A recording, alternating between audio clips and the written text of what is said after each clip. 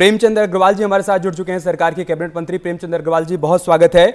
और न्यूज 18 का mega opinion poll ये कह रहा है कि सभी 5 सीटों पर कमल खिल रहा है। इस पर आपका रिएक्शन, और साथ ही साथ जो दावा आप लोगों की तरफ से किया जा रहा है कि हमने जो कहा उसे करके दिखाया, सभी वादों को पूरा किया, उसे विपक्ष सिरे से खारिज कर रहा है।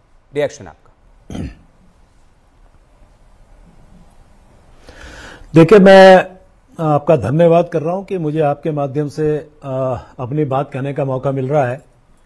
और निश्चित रूप से उत्तराखंड एक ऐसी हमारी स्थान है जिसे हम देवभूमि कहते हैं, और इसको यदि दूसरे शब्दों में जोड़ें, वीरों की भूमि के रूप में भी आज इसको हम जानते हैं।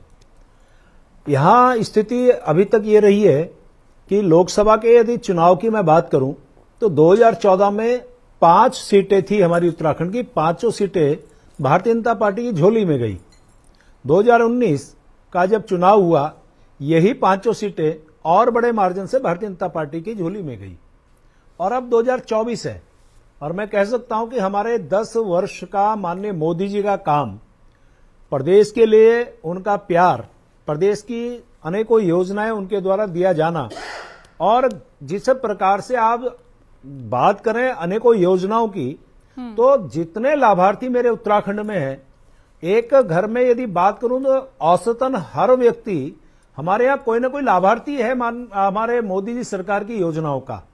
और उसके बाद फिर हमारे इन कार्यकाल का, जो हमारे माननीय धामी जी मुख्यमंत्री हैं, उनके कार्यकाल का, और यदि 5 साल पहला जोड़ता हूं तो 7 साल के काम का जो विकास कार्य हमारे द्वारा किया गया है, तो मैं आज बड़े विश्वास के साथ कह सकता हूं कि हमारी भारतीय जनता पार्टी की झोली में ये 5 सीटें जाने वाली हैं। और सबसे बड़ी बात क्या है कि आज मैंने आपका ओपिनियन पोल देखा, और आपने भी इसमें बताया कि 62% मत जो है भारतीय जनता पार्टी के पक्ष में है, और 5 सीटें भारतीय जनता पार्टी के झोली में जा रही हैं।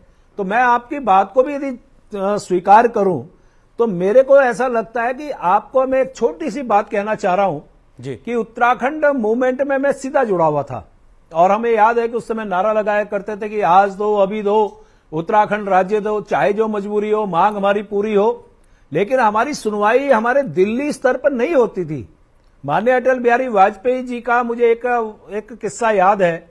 21 मार्च 1996 मैं उस टाइम भारतीय जनता पार्टी देहरादून जनपद का जिलाध्यक्ष था। एक बड़ी रैली यहां होती है, मैं उस रैली की अध्यक्षता कर रहा था। अनेकों लोगों ने उसको डिस्टर्ब करने का प्रयास कर रैली को, और मुझे याद है कि उस समय अटल बिहारी वाजपेयी जी ने मुझे कहा था कि प्रेम मान के चलना कि ये उत्तराखंड राज्य हम ही बनाएंगे। और वो बात साकार हुई 9 नवंबर 2000 को। माननीय प्रधानमंत्री रहे हमारे भारत रत्न अटल बिहारी वाजपेयी। इस बार बीजेपी विकास का मुद्दा लेकर जनता के बीच में गई। एक मिनट में जी सर, बात पूरी कीजिए आप अपनी। 1 मिनट में अपनी बात पूरी कर रहा हूं, सिर्फ 1 मिनट में। 2000 में उत्तराखंड बनता है, और पहली सरकार कांग्रेस की बनती है। उसके बाद 2007 में विधानसभा का चुनाव होता है, भारतीय जनता पार्टी बनती है। फिर 2012 में चुनाव होता है तो कांग्रेस की सरकार बनती है।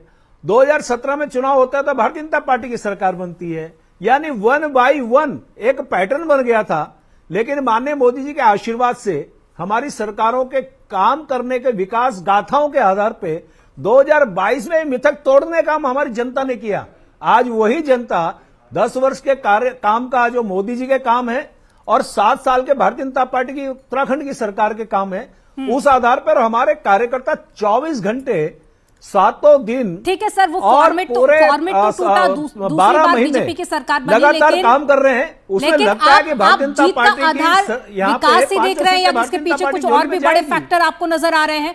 और विपक्षी पार्टियों की तरफ से बढ़ती बेरोजगारी को लेकर भी आरोप लगाए गए, उनका भी जवाब दीजिएगा। देखिए, ऐसा है कि विपक्ष के पास तो कोई मुद्दा ही नहीं है। वो घिसे घिसाए मुद्दे उनके पास हैं। बेरोजगारी, उनके पास महंगाई, ये सारे मुद्दे वो गिनाते रह जाएं, लेकिन जनता स्वीकार नहीं कर रही है। अब आप देखिए, 1971 में इंदिरा गांधी जी ने एक नारा दिया था, गरीबी हटाओ। क्या गरीबी हटी थी क्या? आज मैं 2024 में हूं।